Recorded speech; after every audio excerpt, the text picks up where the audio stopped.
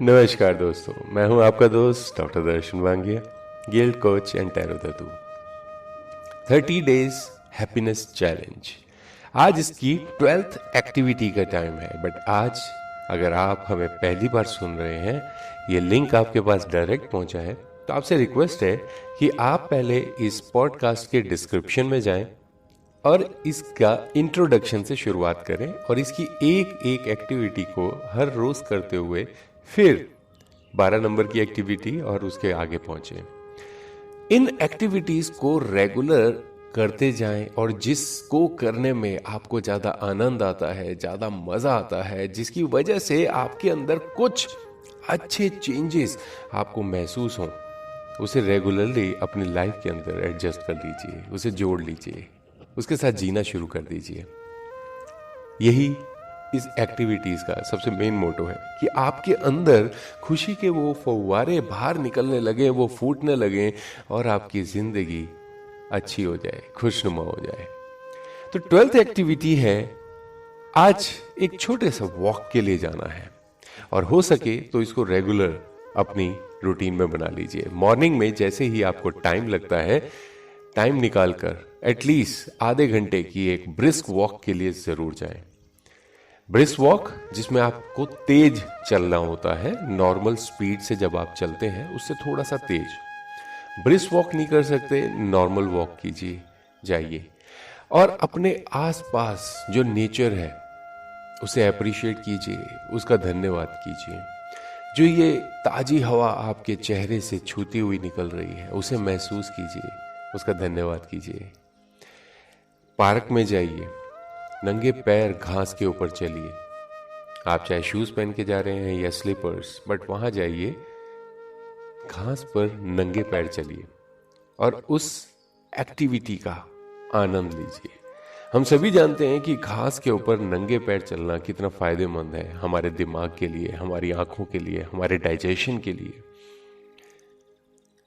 पक्षियों का चहचहाना सुनिए, उनकी कलरव ध्वनि सुनिए, हर एक चीज को सुनिए। जो भी चीज सुबह आपको दिखाई देगी उसका अंदर एक अलग ही तरीके का म्यूजिक सुनाई देगा आपको। इन सारी चीजों को रोज अप्रिशिएट करने की जरूरत है। देखिए, कहा गया है कि एक समय जरूर ऐसा आदमी के पास आता है कि जब वो इन चीजों को मजबूरी से करने लग जाता है, और मजबूरी से की हुई कोई भी चीज हमें आनंद नहीं देती है। तो डॉक्टर आपको चीर फाड़ के अंदर से खोल दे और फिर उसके बाद कहे कि जाओ, अब आपको ये वाली एक्सरसाइज, ये एक्टिविटीज रेगुलर करनी है, जिसमें कोई मजा नहीं रहेगा, कोई आनंद नहीं रहेगा, तो ज्यादा बेटर है उसको अपनी मर्जी से करना शुरू करें। उसके अंदर जो आनंद है उसे जाके खोजें। सुबह देखिए, हम सभी जाते हैं, बस मन मार के चले जाते हैं। मन मार के मत जाइए, सुबह उठिए, अपने आसपास लोगों को आते जाते देखिए जो आप ही की तरह सुबह मॉर्निंग वॉक पे निकलते हैं। जब आप उन्हें कुछ दिन लगातार देखने लग जाएंगे तो उनको देखकर उनकी तरफ स्माइल करिए, देखिए आपकी तरफ वापस स्माइल ही आएगी। अंदर अपने बदलाव को महसूस करें, बहुत ही अच्छा लगता है। तो आज की एक्टिविटी है go for a walk, go for a buddy. चलते हैं आज की मोटिवेशनल स्टोरी की तरफ। आज की कहानी का शीर्षक है क्योंकि आज वो घर पर है। घर जाने के लिए निकला, अशांत और विचलित मन से सब्जी मंडी पहुंचा, कुछ सब्जियां खरीदी। आज कुछ देर हो गई थी तो घर पहुंचकर खिचड़ी और मैगी दोनों में से कुछ एक चलाने का विचार चल रहा था। पिछले सप्ताह के एक भी कपड़े धुले नहीं थे, अतः 5 दिन से एक ही पेंट को रगड़ रहा था। एक हाथ से कंधे पर लटके बैग को संभालता और दूसरे हाथ में दूध की थैली पकड़ा, पसीने से तरबतर चेहरा लिए घर पहुंचा। घर का ताला खोलना चाहा तो देखा पल्ले आपस में भिड़े हुए हैं, ताला खुला था। कुछ चिंतित हुआ। जैसे ही घर में प्रवेश किया तो यूं लगा मानो स्वर्ग में आ गया हूं। शंका हुई कि किसी दूसरे के घर में तो नहीं आ गया। खामोशी से अंदर के कमरे में गया, फ्रिज खोला तो फ्रिज के भीतर की ठंडक चेहरे से टकराई। कोने में अचार रखा हुआ था, मेथी की भाजी बारीक और व्यवस्थित कतरी हुई करीने से रखी हुई थी। सुबह तो फ्रिज में 1-2 बिस्किट रखने की जगह नहीं थी, सारा फ्रिज ऐसे भरा हुआ था पता नहीं क्या। अब देखो साफ सुथरी जगह ही जगह।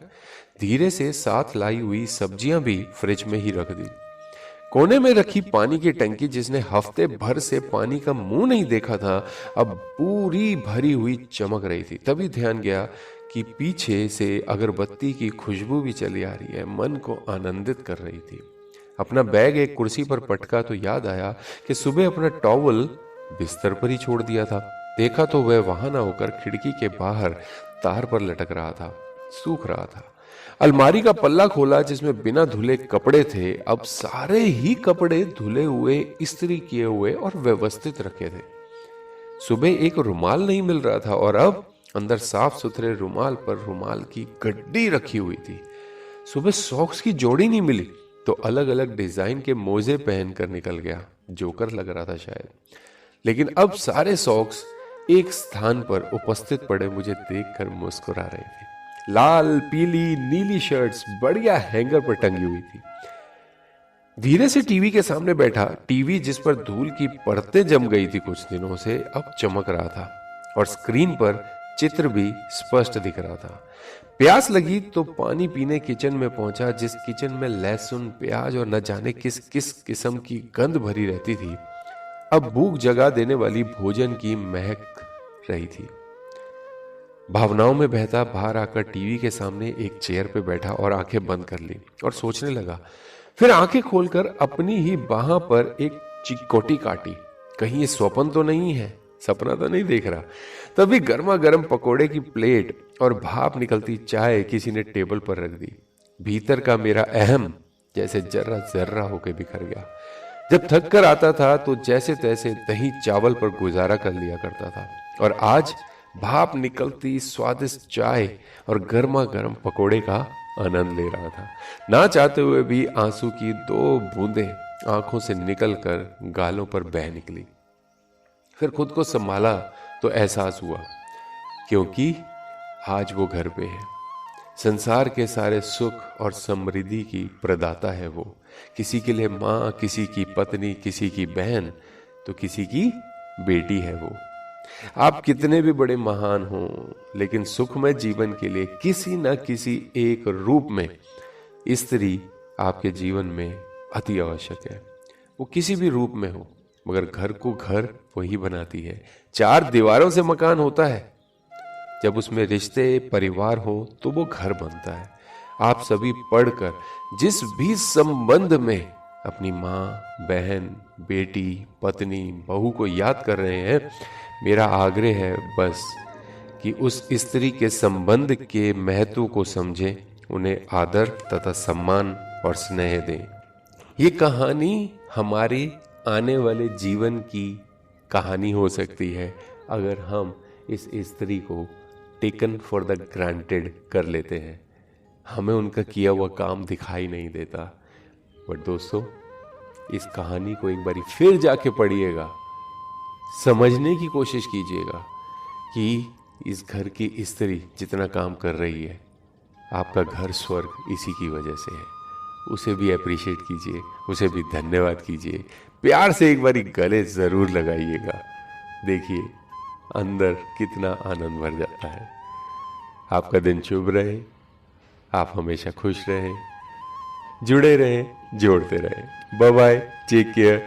कल फिर मिलेंगे एक और मोटिवेशनल स्टोरी के साथ, एक भावनाओं से भरी, प्यार से भरी, जिंदगी से भरी कहानी के साथ। Bye bye, take care, have a good day.